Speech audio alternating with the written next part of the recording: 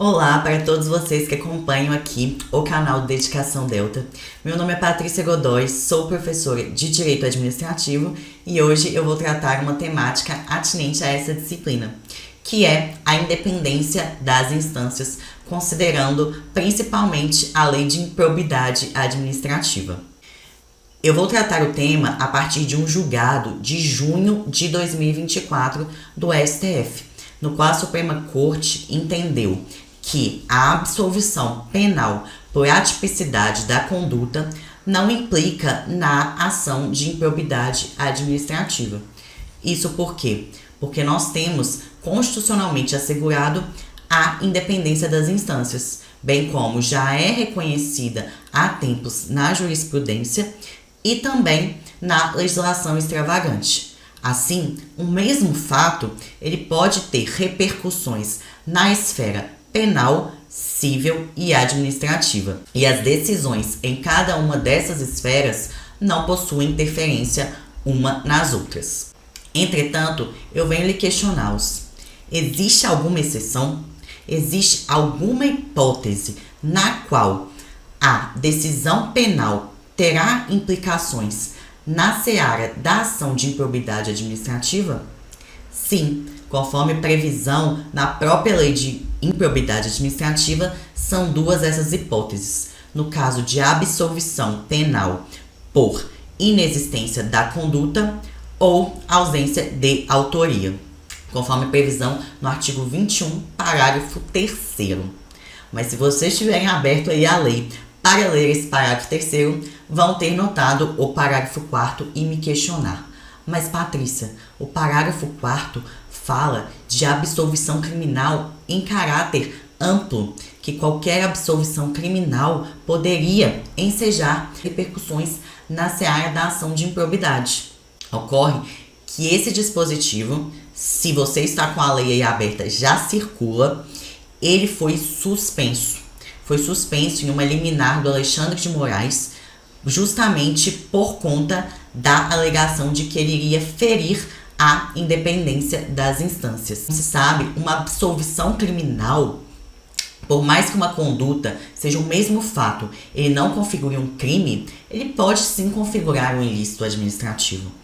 A jurisprudência até adota a expressão resíduo administrativo, relativo justamente a essa circunstância, no caso em que alguém é absolvido na esfera criminal, mas essa conduta ela ainda gera um resíduo ali que enseja as repercussões, a responsabilização na esfera administrativa. Entretanto, também de acordo com a previsão no próprio artigo 21 da Lei de Improbidade, embora as decisões não se comuniquem, as sanções precisam ser compensadas, sob pena de bis in idem. Se, na esfera criminal, o agente é condenado, por exemplo, pelo ressarcimento do dano, essa sanção deverá ser descontada após o julgamento da ação de improbidade, no caso de uma condenação pela mesma sanção. Entretanto, cabe ainda ressaltar um outro fato, uma outra decisão da Suprema Corte, um caso em que a decisão da ação de improbidade teve implicações na esfera penal. Qual foi o caso? Um caso de ausência de dolo da conduta. Quando o agente foi absolvido na esfera administrativa por não verificado dolo na sua conduta, isso implicou em absolvição também criminal. Nesse caso, percebe que se os fundamentos da decisão no âmbito administrativo foram aproveitados pela seara penal, justamente porque se verificou aí uma ausência de justa causa em razão da ausência do dolo, notadamente considerando ele essencial para a própria tipicidade do crime, considerando a adoção da doutrina finalista. Mas nesse caso, não seria justamente a questão prevista no artigo 21, parágrafo 4º? Exatamente, é aproveitamento da fundamentação. Entretanto, lembre-se que o parágrafo 4º ele admite em sentido amplo, por isso ele continua suspenso e possivelmente será declarado sim a sua inconstitucionalidade.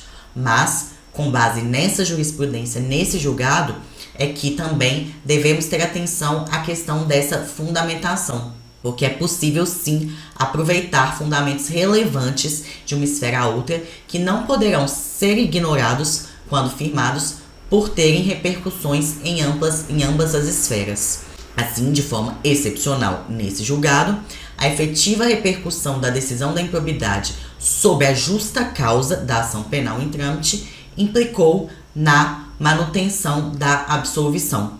Nesse caso, o STJ, o ministro Humberto Martins, que foi o redator da decisão, utilizou a expressão de necessidade de manutenção da unidade do direito.